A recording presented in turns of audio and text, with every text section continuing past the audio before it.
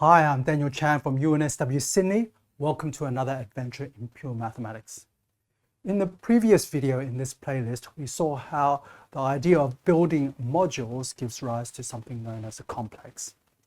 What I want to do in this video is to show how if you want to try to build a topological space from simpler objects via a procedure known as triangulation, you also get a complex. And in fact, this is in many ways the origins of homological algebra. So where shall we start? We'll start by firstly stating precisely what are these simple topological spaces that we'll use as the building blocks to construct more complicated topological spaces. So hopefully you've seen triangulations of surfaces, so this will not be new, but if not, the material will be here anyway. So the first thing that I'm going to do is I'm going to look at this inside Euclidean space. You can look in either a very big Euclidean space or go all the way up to R to the infinity.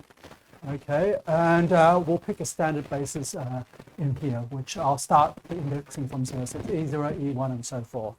So you don't have to go all the way up to infinity as long as this is big enough in dimension to contain your topological space. Okay, so here I've just gone up to dimension 3, E0, E1, and 2. And basically, what is an n-simplex, the building block, I'll denote by this delta subscript n here, is just the convex hull of the standard basis vectors E0 up to En. Okay, so that's the n-dimensional simplex. Okay, so in other words, you can write this as a linear combination of E0 up to En, okay, where the coefficients have to sum to 1. So it's a weighted average of those basis vectors. Okay, so let's just look at the first few. So when n equals 0, you just get E0, that's just a point. Okay, when you look at E1, you're looking at the convex hull of this E0 and E1. Of course, that's just a line segment joining the two. Okay, which also you can think of as, well, you just essentially take a weighted average of this E0 and E1. Okay, so that's one way you can get that line segment there. And then if you want to look at the two simplex, where you take a weighted average of E0, E1, and E2, or the convex hull of that, and then you'll get this triangle here like that. So that's an n-simplex, okay? So these are fairly straightforward topological spaces, and what we want to do is we want to build more complicated ones from these building blocks. Okay, so let's look at an example that hopefully you're familiar with, and this is the notion of triangulating a sphere. How do you build a sphere from such building blocks? Okay, well, the easiest way to think of a sphere is that you just cut it in half, okay, and then you get an upper hemisphere and a lower hemisphere, and you just glue the two together along the boundaries of those two. Now, each of these hemispheres, the upper hemisphere and the lower hemisphere, is naturally homeomorphic to a two simplex. So I've written the two simplex here and the two simplex here, and I'm going to call them F and G. And all we have to do is to paste them along the boundaries. So in this case here, since these two simplices have three edges, okay, you can just paste them together as is, okay, and I've given the notation, standard notation for that. But actually, it's important when we try to build topological spaces from these building blocks that everything is done according to these building blocks. So in other words, not only do we just want to paste these two n-simplices together, or these two simplices together, we want to paste along simplices themselves. So we're going to paste along one simplices. And the easiest way to guarantee all the data is to actually throw in these three one simplices, which corresponds to the these edges of this triangle, this equator, okay, in this sort of sense. And the way we're going to glue is, what we'll do is, we won't just identify this edge, for example, directly with this one here. What we'll do is we'll throw in this extra one simplex here, and we're going to identify all the points of this one with this one here, and then all the points of this one with this one here. That's the easiest way to ensure that. And we do that simply similarly with the other two. So with all the points on here, we'll identify them with the ones over here and also the ones over here. And that will get rid of this simplex and also glue these two edges together. And finally, we do that with the bottom edge. Okay, so that's the way we'll do it, and that ensures that we're gluing these simplices along simplices as well. And just to make absolutely precise, okay, then you might think, well, what happens to these simplices? They'll get glued together as well. And that's kind of forced, but also we want to retain that information about how these three simplices are glued together because they're not separate one simplices, okay? So this point is the same as that point. So what we're going to do is, for example, we'll glue those together and these bottom ones together and so forth. It's getting a bit messy, but you can see what happens. There are zero simplices, okay, and there's gluing along those. So maybe I'll just put them in. So for example, this U will get glued to the bottom here and get glued to the end here as well. And similarly for the V and the W, I won't draw that in. Okay, so that's how we're going to record the gluings, okay, and that's how we're going to build the sphere out of simplices. And all the information here is in terms of simplices, okay.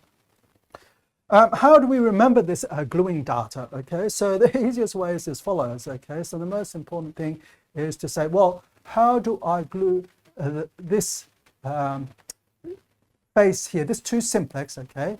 I need to glue it, each of the boundary edges to the following 1 simplices, okay? And so the way I'll do that is I'll just write down alpha plus F goes to alpha plus beta plus gamma.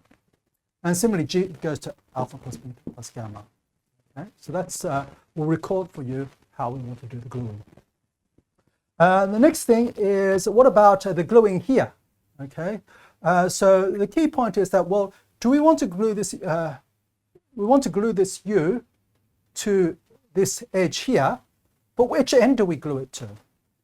And so this is where something interesting happens, okay? So what we'll do is this alpha, we're going to send it to its boundary. So one of the ways you can think about this is if you send this here, you want to glue along the boundary. So you want to say, what are the 1 simplices which make this boundary? So this is called the boundary map.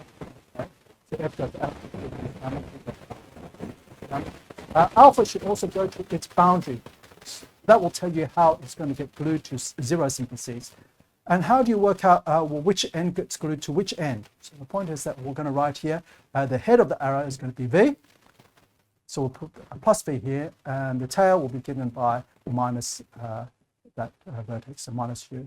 So beta will get sent to this one here. It'll be this vertex W minus the V, W minus V. And this last gamma here is U minus W, U minus W. And then if you look and see, well, since you've got some plus and minus signs here, I guess it's best to look at not just sets here, but to look at linear combinations of these various 2, 1, 0 simplices. So we're going to put all the 2 simplices together and look at linear combinations again, ZF from ZG.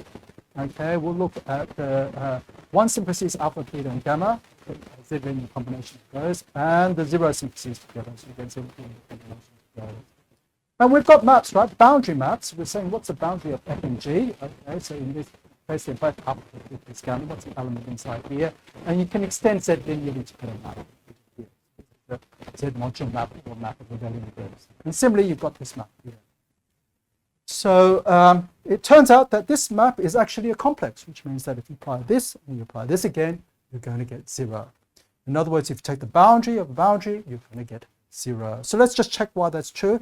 And to check that it's true, you just have to show that F goes to 0 and G goes to 0. Well, F goes to alpha plus beta plus gamma, and so does G. So you just have to check that alpha plus beta plus gamma goes to 0 here. But what do alpha, beta, and gamma go to? Well, alpha goes to V minus U, beta goes to W minus V, and gamma goes to U minus W. So when you add these 3 together, you get V cancelling with minus V here, minus U cancelling with U, and the W cancelling with the minus W, so you get 0. But actually, you should think about this pictorially and try to see the geometry of what's going on, okay? So if you take this 2 simplex here and you look at what is its boundary, okay, it's going to be this plus this. And then what's the boundary of this? It's going to be this minus this plus this minus this, okay? And since these join up, this is the head of one edge and the tail of the other. They'll cancel here.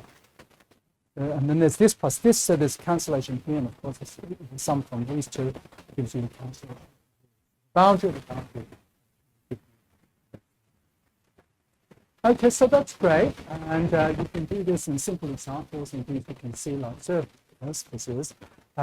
What's the general sort of setup? And to do that, we're going to introduce a little bit of machinery, which is related to the notion of a simplicial object or simplicial set, although we'll do it slightly differently.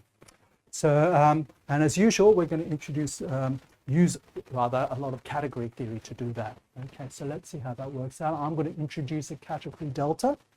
And this category so has objects and morphisms. So what are objects? There's going to be one object for every natural number, n.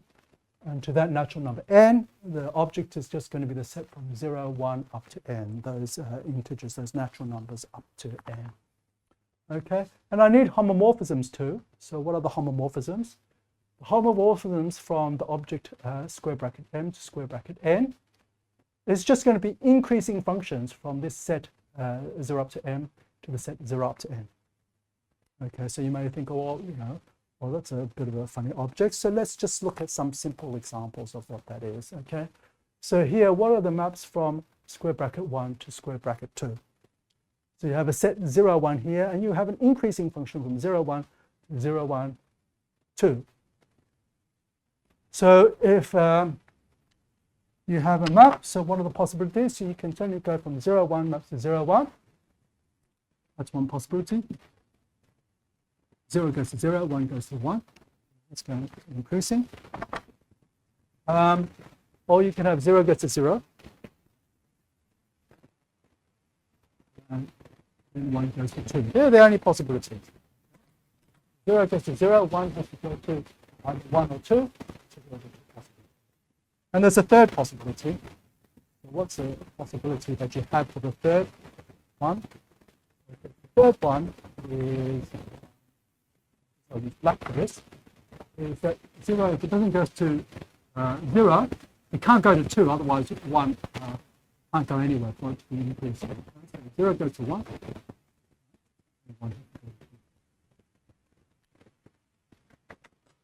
Actually, it's quite easy to see what all the possibilities are going from, in general, from here to here. So its image, since it's an increasing function, it's injective. So the first thing you can do is you can look at the image, will be the cardinality m plus 1 such that. In other words, you're going to pick 2 out of the 2 on yeah. And since it's an increasing function, once you pick the image, you pick up the map.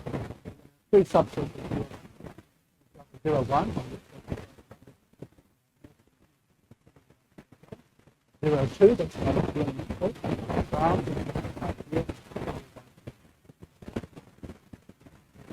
so this may look like a funny thing to this. So what's the point here? Suppose you have a simple this, okay? And you want to say, well, what are all the possible boundaries? Okay, so that's going to be okay, so basically, two vertices here, and you need to pick one simplex, which is the 2 vertices, which give you one of the bounding 1 simplices. And there are, of course, 3 choices for that. So you're just picking a subset of those 3 vertices. And so that's precisely what this captures, okay? So in this case here, it's going to capture the 3 boundary 1 simplices of a 2 simplex. If you look at 0 to 2 now, if you put 0 square brackets, that's just a 0. An increasing map just means that you're picking one of the vertices. Okay, so you can think of these as the faces, okay? The one-dimensional faces. Maps from here to here, okay? And if you look at the 0-dimensional faces, you're just picking the vertices. That's the morphisms from square bracket 0 up to 2, okay? So that's kind of how the combinatorics, this category kind of encodes all the combinatorics of how you glue if you're just gluing along simplices like that, okay? So that's a very, very nice way of looking at things. So the other thing that you get out of this situation is there's also, for every morphism from m to n, f, okay, you give what's called an affine linear face map, which is from the m-dimensional simplex to the n-dimensional simplex. Okay, this is just something that comes for free. And it's affine linear, and essentially that's because f is going to give you a map like this to this. And you can look at the corresponding map on standard basis vectors. Okay, and if you kind of just extend linearly, it's going to give you this affine linear map. Okay, so for example, if you have here's a 1 simplex here, okay, so this is a map of 0, 1, okay, and you can map it to maybe the 0 and the 1 vertices here, okay, and so the linear map is where you just map like this to this, okay, or you can map to the 0 and the 2 vertex, okay, so the E0 goes to E0 and this E1 goes to E2, so it just maps affine linearly like that, okay, so there are all these affine linear face maps, okay, so mappings from this 1 simplex maps onto the 3 boundary edges like that. Okay, so that's the this is the neat gadget, okay, that we're going to introduce, which is going to allow us to nicely talk about gluing data, so the type of thing that you see here. Okay, so what is this gluing data? So I guess this is not such standard terminology. I'll call it simplicial gluing data, since gluing data occurs in lots of contexts, and here we want to glue together simplices. Okay, so what is some simplicial gluing data? And in general, this is what's involved with gluing data, is the notion of a contravariant functor. So it's a contravariant functor from this category delta to the category of sets. Okay. So let me unpack this, especially if you're not so familiar with the notion of a functor, let alone a contravariant functor. So remember, a functor takes objects to objects and morphisms to morphisms. So first, for each object here, so for each natural number, in other words, n, you're going to have a set xn, which is x of the square bracket n. Okay? I'll shorten this notation to x subscript n. And that's basically a set of n-simplices. Okay? So in this case here, this is going to give us an example of a simplicial gluing data. So x2 is going to be a 2-element set consisting of f and g. x1 is going to be a 3-element set consisting of alpha, beta, and gamma. And x0 is a 3-element set consisting of the 3 vertices u, v, and w. Okay? So they're the objects that you want to try to glue together, or they enumerate the objects that you want to glue together. Okay? And the next thing is that we actually want the gluings. So this is basically x when you apply it to any of these morphisms. Okay, gluing xf. Now this is contravariant. That means that if f goes from square bracket m to square bracket n, you want to map from xn to xm. Okay, so in other words, for any of these maps here, okay, you want to basically say for each of these 2 simplices, okay, for this 2 simplex, you want to say, okay, what is the edge corresponding to 0, 1? Which of these 3 is it? Okay, how do you want to do that pasting? For this edge here, okay, this may be the edge 1, 2. Okay, you want to say, well, which of these 3 edges does it get glued to? Okay, so basically you're saying for each of these element inside here, that for example might be one of these 2 simplices, okay, you want to pick in that case there a 1 simplex, okay. You also want to do the gluing all the way down, not just for going down 1 dimension, but even going down 2 dimensions. So you also want to say, like, for example, the 0 vertex, which one is it, u, v, or w? The 1 vertex, which one is it, u, v, or w, and so forth. And then the bit that says it's a functor basically means it takes the identity to the identity, and it is compatible with composition. So x of f composed with g is x of g composed with x of f. So you can check that you have to reverse the order here because this goes in the opposite direction, so that this makes sense. And this is basically saying compatibility of gluings, okay? So for example, if you want to glue by saying, okay, you want to say what are the boundaries of this face here, okay, how did that work? And then the boundaries of this one here. And you can go directly, or going in 2 steps is the same as going directly, okay? So there's compatibility of the gluing. So that's what this condition here is, which is nicely encoded in this idea of being functorial. Okay, so that's the data that you need to try to construct a topological space, okay? And the question now is, well, what is that topological space? And the topological space is called the geometric realization of this simplicial gluing data.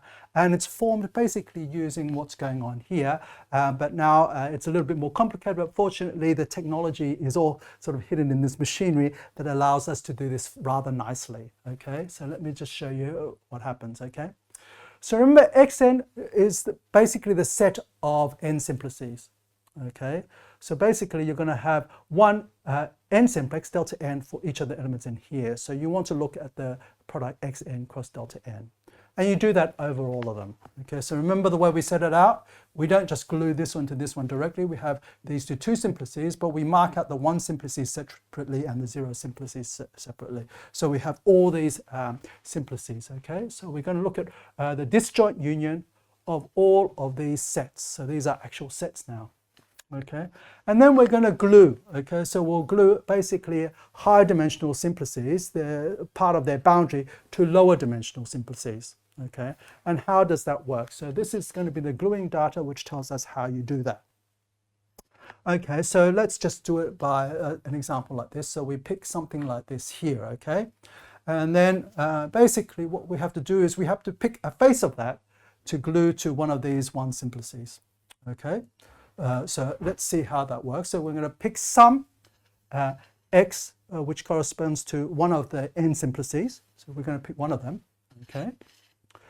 And then what we're going to do is we're going to pick one of the boundary faces. And the boundary faces, remember, are given by basically these elements in these Hom sets. Okay, so it's an element from Hom, and an m-dimensional face of that n-dimensional simplex is given by a Hom. Okay, that's picking out one of these, in this case here, three faces. Okay, so you pick an f. You pick that f. Okay, so what do you do with that f now? So that f, well, the gluing data is going to say which of the smaller m simplices you're looking at here. So you start with some n simplex. Okay. You pick a face, this is this f, okay, corresponding to that, okay, and in terms of the actual m simplex, okay, which one is that? So what you do is you use the gluing data. The gluing data tells you what is that face f, what it corresponds to. So it gives you an element of xm. So we apply this x of f, okay, so that's going to be a map from xn to xm. And we apply it to this x, okay, that n simplex, and it's going to give me an m simplex. So it tells you which one of them. So you've got that m simplex here. And basically you paste that m simplex onto that, that corresponding boundary of that n simplex. So that m simplex, you pick an element of that m simplex, delta m, and you map it over to the corresponding element of the n simplex. So you apply this delta f. From this delta m, you go up to delta n, you apply this delta f to it to give you the corresponding point on the n simplex. And that's how you do it gluing. So in other words, you look at this disjoint union here and you put on this equivalence relation. You take the quotient here and you put on the equivalence relation so that these 2 points become identified in the quotient. And you do that for all x inside this xn, because for all n simplices, for all f, like this, and for all t that's inside your generic m simplex. Okay, and there you have it. You have this simplicial gluing data. You can construct a topological space. So going in the reverse direction is what's called triangulation. Okay, if you want to study a topological space, what you can try to do is, well, you can ask yourself, can you construct a simplicial gluing data, okay, which gives you a geometric realization, this topological space, and construct a homeomorphism from your topological space to this one. Okay, if you can do that, that's called a triangulation of that topological space, because when you're looking in the case where all the simplices or the biggest dimensional simplices are two-dimensional, basically you're breaking up. It's a way of breaking up the space into triangles. Okay, so that that terminology comes from that surface sort of case. So what's really interesting is that, again, so we saw that a lot of this gluing data actually is encoded in these boundary maps, and this also generalizes to this situation here. Associated to this simplicity of gluing data, we always get an associated complex, okay? And we can work actually with coefficients in any commutative ring R.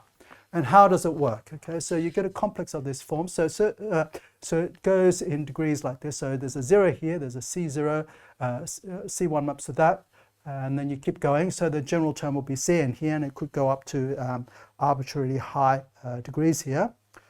There's a boundary map from Cn to Cn minus 1, Cn minus 1 to Cn minus 2, and so forth. And what is this Cn? It's basically just formal R linear combinations of elements of n-simplices. So, xn is your set of n-simplices, so it's just a formal linear combination of those.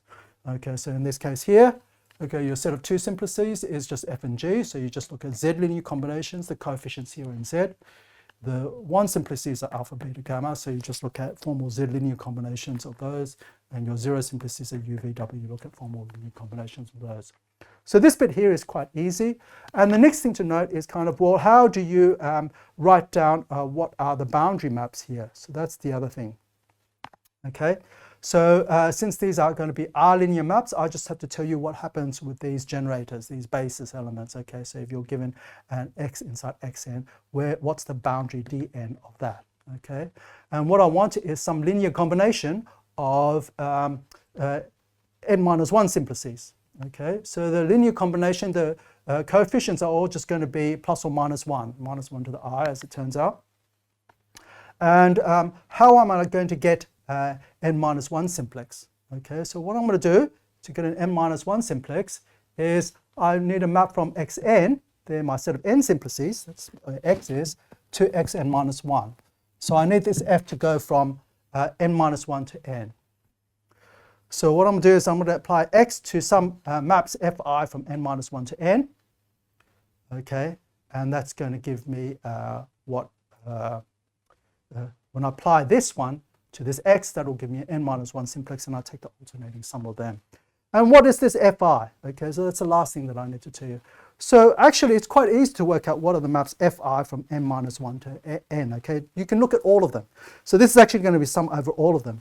And why is that? Because remember, if you want an increasing map from here to here, okay, you just have to say what subset you have of this. And this is an n element subset of this n plus 1 element set. So I just have to tell you what's the missing element in the image. So fi is going to denote the unique increasing map from here to here, such that I is not in the image. Okay, and so you should think of this as the codimension 1 face. Okay, so if you want to, for example, look at what are the one-dimensional faces of this two-dimensional simplex, well, you just look at the convex hull of all the vertices except for one of them. That's the missing one. Okay, so that's the ith one that you're missing. Okay, so that will give you all the possible codimension 1 faces. Okay, so so that lines up nicely. And here you have an example of a complex, and you can go through. It's actually not a difficult calculation, but it's quite a fun one to check that this is still a complex. When you take the boundary of a boundary, just like we did here, if you take the boundary of a boundary, you get 0. And the situation is very, very similar to what you see here as to why it's true. Here, you'll find that there's cancellation, right, of each of the terms. Okay, and that's it's going to happen again when you do this calculation. When you do the boundary of boundary, it'll turn out that each of the simplices here, the n minus 2 simplices that occur, okay, when you do this calculation, they'll occur twice, once with a plus 1 sign and once with a minus 1 sign, so they'll cancel, and that'll give you 0. Okay, so that's in short. Okay, it tells you how you might want to build a topological space from simpler ones, simpler building blocks. In particular, these will be n-dimensional simplices. And the key point is that this gives you both a topological space and also an associated complex. And what is algebraic topology about? So one of the things that's been used and how the study of topology began in this sort of way is that it turns out that this, if you know how you build topological space, you should be able to say a lot about its topology. And in fact, it does. And in fact, this is the complex which tells you a lot about that information. Okay, so that's the first thing. But what's very, very interesting, of course, is that there are lots of different ways of triangulating a topological space. Okay? And this is a key feature in homological algebra. So in this case here, you've triangulated the sphere in a certain way. But of course, you can break each of these triangles into smaller triangles if you like. Okay, so perhaps you break this up, you put a point in the middle, and you break this up into 3 triangles. Okay, and that'll give you different triangulation and different complex. And one of the key questions is that arises in homological algebra is that, there are lots of different ways of representing or building a topological space. Okay? And one of the key questions and notions is this idea of invariance. What remains invariant, it doesn't matter how you want to try to build this topological space. So this is a key question in homological algebra. Okay? So you can get, of course, if you build it differently with a different simplicial gluing data, you'll get a different associated complex. Okay? By the way, we'll denote that complex usually with C dot of, here's your simplicial gluing data X, and then you've got the coefficient ring here. Okay, you get different complexes, so you'll change the complex. If you change the complex, okay, there are ways you can change the complex, but it doesn't change certain invariance, okay? So that's the thing. And this is also something that's a key feature also when you try to build modules. I showed in the previous video, you can try to represent a module using something called a free resolution. And to build this free resolution, you have to pick generators, but there's choice of generators. So there's lots of different free resolutions. And so a key question in homological algebra is, well, if you change this free resolution, what stays fixed, okay, is independent of all these possible changes that can occur. And this is quite a subtle question, and it is in many ways kind of the heart of homological algebra and its study and how it might be used both to help you understand algebra as well as topology. I hope you enjoyed this adventure in pure mathematics.